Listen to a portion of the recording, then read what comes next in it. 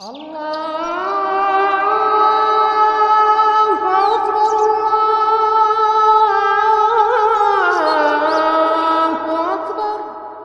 first batch to enter the gates of Jannah, flooding with people. The first batch, the faces will shine bright like the moon. The next batch entering Jannah, the gates of Jannah, their faces will shine like the brightest star in the galaxy. So Muhammad Sallallahu Alaihi Wasallam is standing, and all the followers are behind him. Everyone who's about to enter Jannah, and he's standing in front of the gates. Imagine yourself standing, beautiful. Just imagine you're one of those people, how happy you are. And Muhammad Sallallahu Alaihi Wasallam knocks the gates of Jannah, and the gatekeeper asks, "Who is knocking?" Muhammad Sallallahu Alaihi Wasallam says, "It's me, Muhammad, son of Abdullah Sallallahu Alaihi Wasallam." And the gatekeeper says that I was not allowed to open the gates for anyone before you to enter into Jannah. So the gates are opened and people flood into the gates. How happy. Imagine yourself running into the gates of Jannah, your jaws dropped, your face shining bright as the moon, and the gatekeepers, the angels, congratulating you. Well done, you've done well. Assalamu alaikum, peace be upon you, come in. And you get inside. And imagine the lowest person getting 10 times of whatever is between earth and heaven. How big that is. I mean, won't you get lost in Jannah? Like, you have no clue what is it. It's so big. And that's only the lowest level. But you're not entering the lowest level because you are among the people who are standing in front of the gates. Everything will be in your heart. How will it be in your heart? You know where everything is. Like how you know where your home is after Salatul Jummah. You do not ask anyone where your home is after Salatul Jummah because you know it. Exactly like that, you will know where your home is in Jannah, where your wives are in Jannah, where your trees are, where your rivers are, where the prophets are. Everything that is in Jannah you will know. Like how? Like how you know where your home is after Salatul Jummah. So you enter. Okay, you're greeted into Jannah and you're worried. Why are you worried? So beautiful. Why are you worried about anything? But you all are worried. Why? Because you're worried if you will have to leave this place.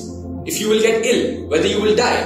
And then an announcement is made. What does it say? It says, you're going to be given life and you're never going to experience death again. You're going to be given good health and you will never experience illness again. You're going to be given youth and you will never experience old age again. And you're going to be given pleasure and delight and you will never be miserable again. So happy. Allahu Akbar, Subhanallah, you're very happy over there. And then an animal is bought. Which animal? A ram. It is bought between hellfire and Jannah. And everyone sees the ram. It's there on top, and the people of paradise are asked, "What is this?" And the people of paradise say, "This is death. This ram is death."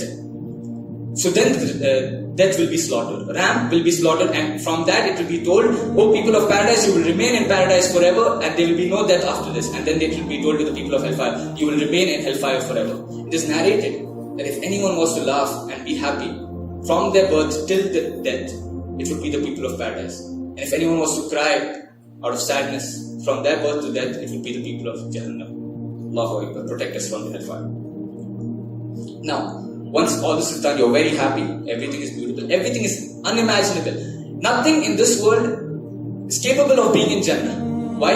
Because you can see it, you can imagine it. You yourself are not capable of being in Jannah because you can see yourself. In Jannah, you will be given a body, you will be given so much power that it's so beautiful, you will not be able to imagine. Only then you can enter Jannah, because Jannah is light. It's so filled with light, you will not be able to take the pressure if you were in Jannah right now. So first thing, then you start to imagine where your home is in Jannah, because home is the first place you would like to go. How is your home from this dunya in Jannah? So you know where your home is, so you go towards your home.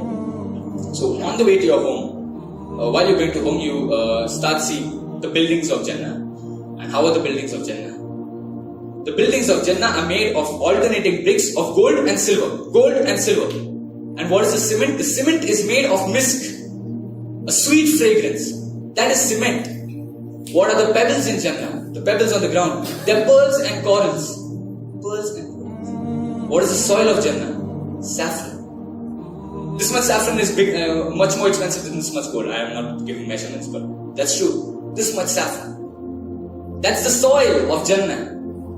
And you keep walking, and then you're frozen. You cannot move. You're immobile. You don't know. And you're stuck for how many years? 40 years. What do you see? You see your wife in Jannah. For 40 years you contemplate her beauty. And you can't imagine how she looks here. 40 years. And your wife is the same. It's like, how are you with this babe? It's that. And this wife is not necessarily that of that dunya. It's probably the one in dunya or the one given to you in Jannah. And inshallah, may Allah give us all Qur'an. Now, after 40 years, you have all the time in the world to go through your mansion. How is your mansion look? You have mansions, you have palaces in Jannah. Your house is mansion over mansion and rivers beneath your mansion. Allahu Akbar. You have all the time in the world to go through the rooms, each of the rooms in the mansion. So you go, and how are your rooms? From outside you can see the inside, from the inside you can see the outside of the rooms. How does that happen? We do not know. That is your house. So you go, take your time, you go through everything.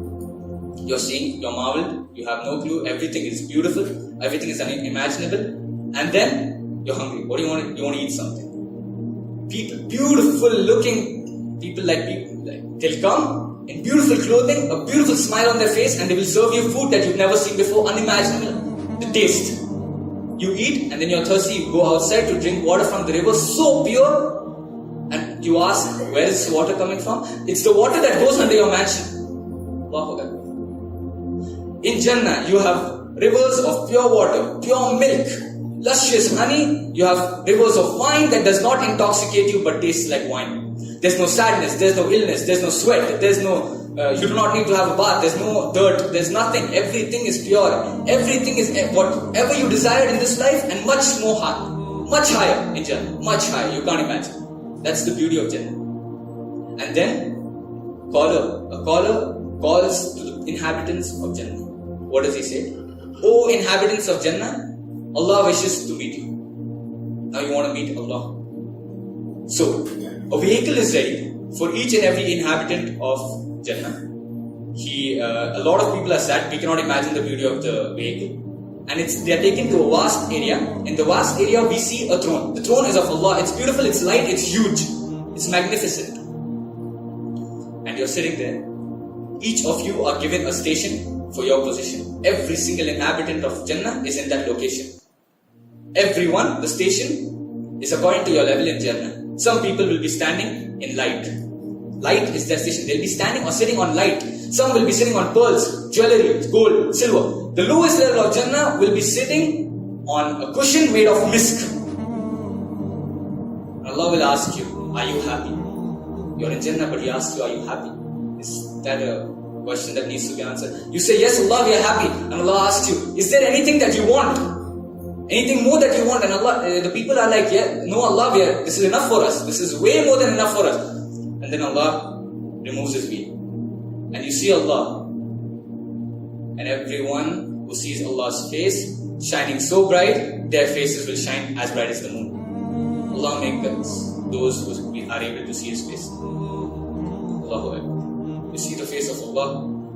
And it is said, Allah will then say, in the Quran, you're only spending your money to see the face of Allah. You're being good to your relatives to see the face of Allah. You're being patient in order to see the face of Allah. Everything that you do in this world is to see the face of Allah. My friends, my dear brothers and sisters, to see the face of Allah is more honorable and much better than Jannah itself. Just seeing the face of Allah. Allahu Akbar. We ask Allah to forgive all our sins and keep us away from hellfire. O grant us Jannat al-Firdaus. O Allah, make us one of the 70,000 to enter without judgment. O Allah, keep us from evil and grant us shahada during death. رَبَّنَا آتِنَا فِي الدُّنْيَا حَسَنَةً وَفِي الْآخِرَةِ حَسَنَةً وَقِنَا عَذَابَ